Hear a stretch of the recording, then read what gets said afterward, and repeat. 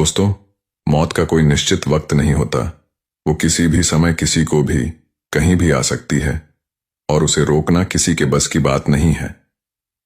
मौत के संकेत को लेकर यमराज और अमृत के बीच एक बहुत ही रोचक कहानी है। अमृत नाम का एक आदमी मौत से बहुत डरता था, क्योंकि उसने अपने परिवार की मौत अपनी आंखों से देखी थी।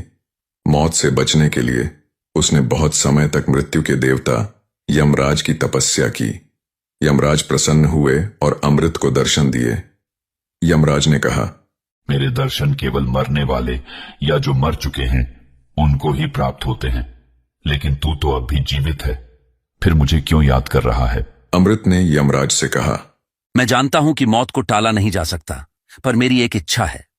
मैं चाहता हूं कम से कम मौत से पहले आप मुझे एक पत्र भेज दें, ताकि मैं अपने परिवार के लिए उचित व्यवस्था कर लूं और अपनी अगली यात्रा के लिए तैयार हो जाऊं। यमराज ने कहा, जरूर, तुम्हें मृत्यु से पहले मैं संदेश भेज दूंगा। और तथास्तु बोलकर अंतर्ध्यान हो गए। अमृत अब बेखबर हो गया और मौज मस्ती में समय व्यतीत करने लगा। कई साल बीत गए। अमृत के सिर के बाल धीरे धीरे सफेद होने लगे, लेकिन वह जीवन जीने में व्यस्त था। वह खुश था कि अब तक उसको यमराज का कोई पत्र नहीं आया। कुछ लोगों ने उसे भगवान की भक्ति करने की सलाह दी, लेकिन उसने उनकी सलाहों को नजरअंदाज कर दिया, क्योंकि अभी तो उसका बहुत जीवन बाकी था।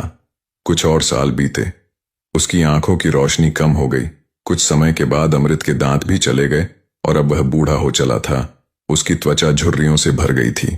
एक दिन उसे दिल का दौरा पड़ा और उसकी स्थिति बेहद गंभीर हो गई। लेकिन अमृत अब भी खुश था, क्योंकि उसे अब तक यमराज से कोई पत्र नहीं आया था। तभी एक दिन यमदूत उसे लेने के लिए आए और उससे कहा कि उसके जीवन का अंत समय आ गया है। उसने सोचा कि यमदूतों से कोई गलती हुई है और उसने विरोध किया, पर उसकी एक नहीं चली और उसके प्राण हर के उसे यमलोक ले जाया गया।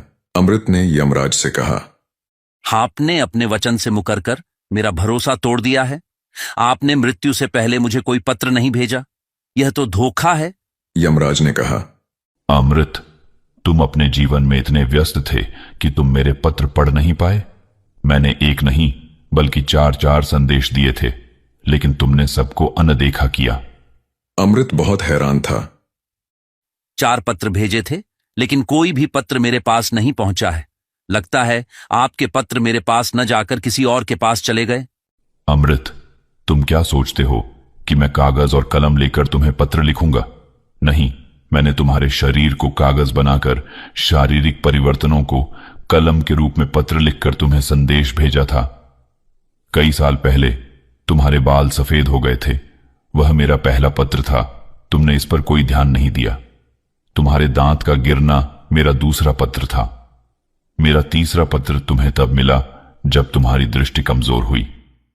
चौथा संदेश और आखिरी पत्र तुम्हें तब भेजा गया जब तुम्हें दिल का दौरा पड़ा और तुम्हारे अंगों ने काम करना बंद कर दिया। तुमने मेरे सभी पत्रों को नजरअंदाज किया। मैं इस कलयुग में सभी लोगों को ये 4 संकेत देता हूं, ताकि वे समझ जाएं और पृथ्वी पर अपने अधूरे काम समाप्त कर सके। समझदार लोग इसे समझ जाते हैं और तुम्हारे जैसे मूर्ख सांसारिक भोग विलास और मोह माया में उलझे रहते हैं।